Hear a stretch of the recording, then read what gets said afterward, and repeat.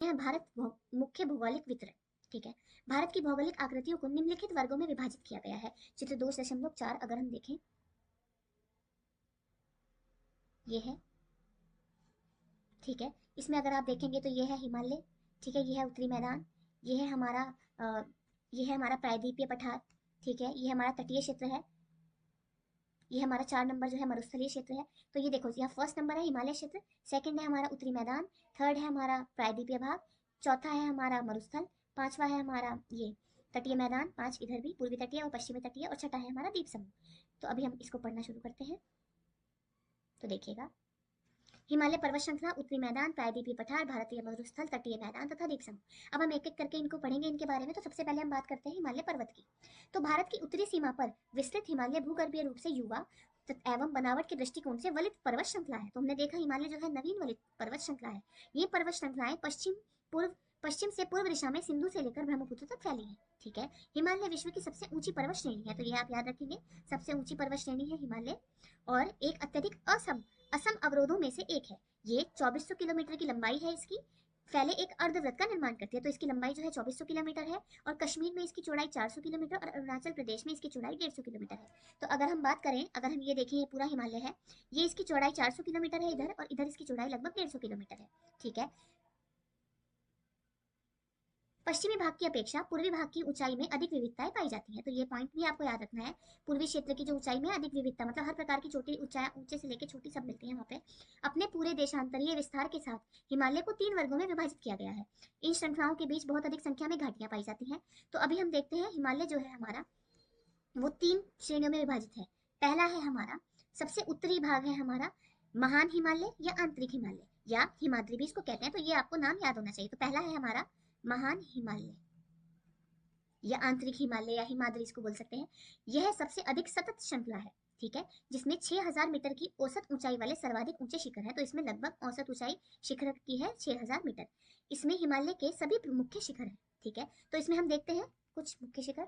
इसमें mount Everest इसमें है, सबसे ऊंचा पर्वत है हमारा विश्व का, 8848 मीटर की इसकी ऊंचाई है।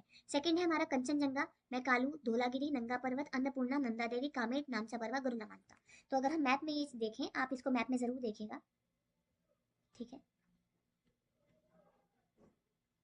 तो ये जो सारी चोटी हैं, ये है हमारी महान हिमालय की। ठीक है, महान हिमालय की, ये महान हिमालय की चोटियां हैं। ठीक है, इसके बाद हम बात करते हैं, महान हिमालय की वलय की प्रकृति असममित है। हिमालय के इस भाग का क्रोड ग्रेनाइट का बना है। ठीक है, महान हिमालय का ग्रेनाइट का।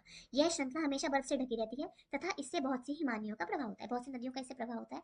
अगर हम देखते हैं, तो महान हिमालय में पाए जाने वाली हिमानियों तथा दर्रों के नाम, तो आप देखेंगे कि महान हिमालय में जो दर्रे हैं, आप उनके नाम की एक लिस्ट बनाइए। वो इंपॉर्टेंट दर्रे होते हैं, और किन किन राज्यों के बीच होते हैं, किन किन क्षेत्रों के बीच होते हैं, तो ये भी आपको याद होना चाहिए।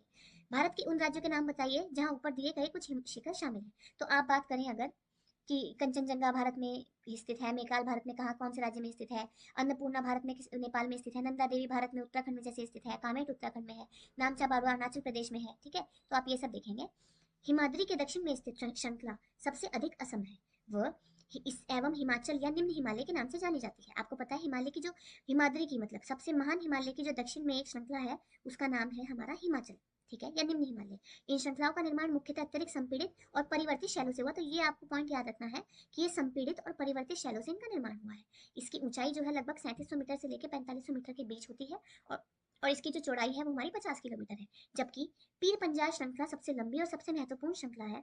धौलाधर, भारत महाभारत श्रृंखलाएं भी महत्वपूर्ण है। तो ये जो कुछ श्रृंखलाएं हैं, पीर पंजाल हो गई, धौलाधर हो गई, महान, ये हमारी हिमाचल निम्न हिमालय की ही है।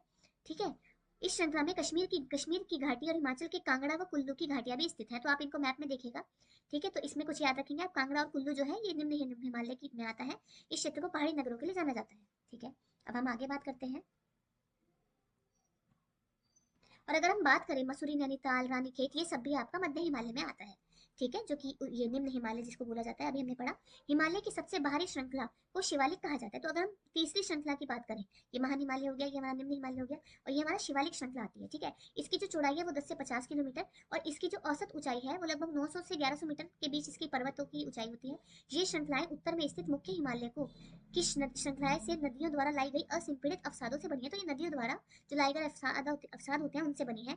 ये घाटियां बजरी और जलोढ़ की मोटी परत से ढकी हुई है।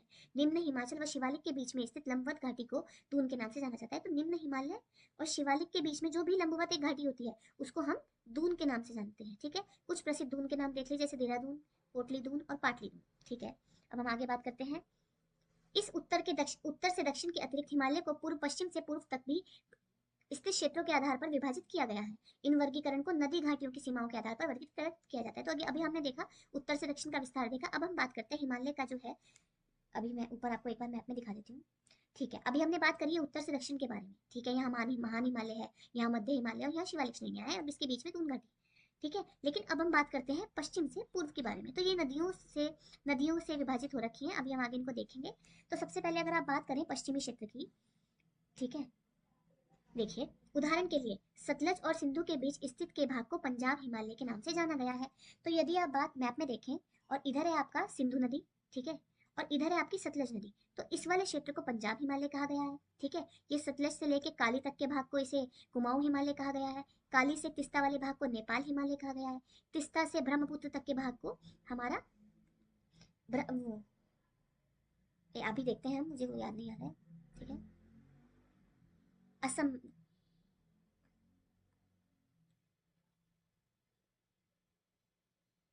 असम हिमालय कहा गया उसको। ठीक है, अभी हम देखते हैं, तो एक बार दोबारा से देख लेते हैं। इस उत्तर दक्षिण के अतिरिक्त हिमालय को पश्चिम से पूर्व तक स्थित क्षेत्रों के आधार पर भी विभाजित किया जाता है, मैंने आपको बताया।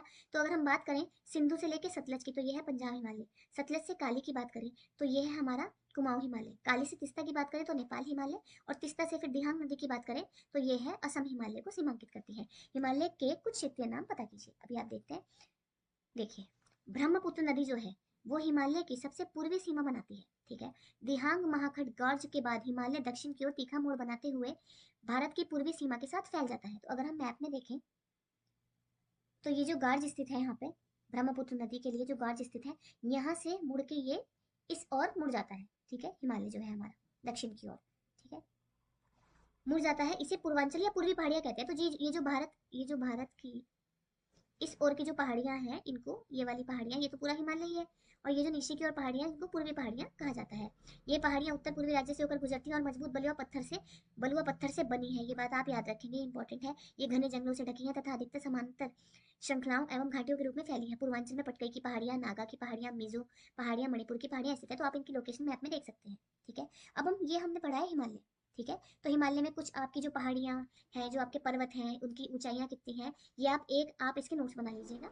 ठीक है, ये इंपॉर्टेंट है, एग्जाम में डायरेक्ट पूछने की बात कर ली हमने। अब उत्तरी मैदान की पार्ट से आगे का हम नेक्स्ट पार्ट में देखेंगे। ठीक है, थैंक यू सो मच।